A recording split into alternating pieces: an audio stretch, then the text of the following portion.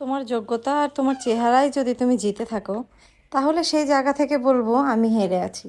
কারণ না আছে আমার যোগ্যতা, না আছে আমার চেহারা। তো এই দিকটা যদি ভাবতে চাই, তাহলে কিছুই নাই। তো যাই হোক আর কি, নিজের গুণের বর্ণনা না করি হাজবেন্ডের সাথে কথা শেষ করে চলে এলাম আজকে কালো কড়াই নিয়ে। আরে ভাই, সবাই কালো কড়াই মাজলেই ভাইরাল, আজকে আমি দেখি কালো কড়াইতে রান্না করলে ভাইরাল হতে পারি কিনা।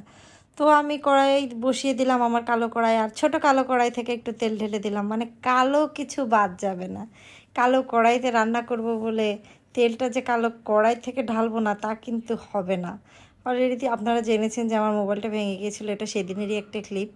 তো সব কিছু মিলায়ে আজকে কিছু ছোট ছোট ভিডিও জোড়া দিয়ে বড় করার জন্যই এই জায়গাতে আসা। তো আশা করি সবাই ভালো আছেন, আমিও ভালো আছি। দেখুন, আমি কিন্তু কালো কড়াই রান্নাটা দিই নাই, জাস্ট কালো কড়াই চুলাতে বসিয়েছি সেটাই দিলাম। আর এদিকে আমার ভিডিওটা মোবাইলে শেষ করা হলে হাজব্যান্ডের কাছে পাঠালাম, আর দেখলেনি কিন্তু, তার ওখানে অনেক বৃষ্টি হচ্ছে। আর এদিকে সকল কাজ শেষ করে চলে গেলাম কোচিংয়ে। কোচিংয়ে গেলেই বিকালে যে চায়ের আড্ডা, এটা কিন্তু আপনারা সবাই জানেন। ইতিমধ্যে অনেকগুলো ভিডিওতে দেখেছেন যে আমরা এক জায়গা হলেই বেশ ছোটোখাটো একটা আড্ডা হয়।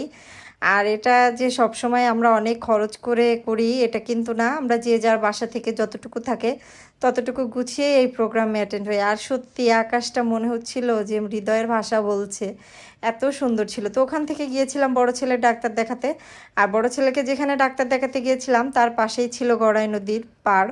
তো এত সুন্দর, আর যেতে যেতে নার্সারি, আর নার্সারি দেখবো আর সেখানে আমি থেমে যাব না, তা কিন্তু হবে না। ঠিক তাই আমি নার্সারি দেখে একটু পাটা ছুলো হয়ে গেছিলো। আর সেখান থেকে চলে গেলাম নদীর পাড়ে। নদীর পাড়টা ছিল অসাধারণ, আমার যে এত ভালো লেগেছে কি বলবো। বড় ছেলেকে নিয়ে, বড় ছেলের বন্ধু এবং সেই বন্ধুর মার সাথে করে গিয়েছিলাম ডাক্তার দেখাতে। আর এই যে আমার ছোটো রাজপুত্র, তো সেখানে গিয়ে ভীষণ খুশি, এটা করো ওটা করো, এটা খাবো ওটা খাবো, এই কাজেই ব্যস্ত। তো আসলে আসুন আমরা দেখি নদীর সৌন্দর্য কেমন উপভোগ করলেন সবাই বলবেন কিন্তু। আর এদিকে কিন্তু আমরা চা অর্ডার করে দিয়েছিলাম, সত্যি বিশ্বাস করবেন না, আমি অনেক চা খেয়েছি কিন্তু এত সুন্দর চা সত্যি আমি কখনো খাইনি। চাটা খুবই ছোট দেয় কিন্তু খুব সুন্দর হয়। ওনার কাছে আমি জিজ্ঞেস করেছিলাম, উনি সকাল 11টার পর থেকে সন্ধ্যা পর্যন্ত, রাত 11টা পর্যন্ত তাকে পাওয়া যায়। তবে আমার কাছে মনে হয়েছে তার চাটাই বেস্ট ছিল। আর এদিকে নদীর পাড়ে নৌকা দাঁড় করানো রয়েছে, যেটা দেখলেই মন শান্তিতে ভরে উঠছে। আকাশটাও যে আজকে এত সুন্দর, মনে হচ্ছে নদীর সাথে আকাশের মিতালি হয়েছে আজকে। আর এদিকে দেখো, আমাদের বাসায় একটা ছোট্ট মেহমান বেড়াতে এসছে, এটা হলো আমাদের পাশের বাড়ির ভাবির নাতিপুতি। তো তাকে নিয়ে এসেছিলাম আমাদের বাসায় বেড়ানোর জন্য। দেখো কি সুন্দর খেলা করে বেড়াচ্ছে, ওরা কিন্তু খুবই ছোট, মাত্র চোখ ফুটেছে।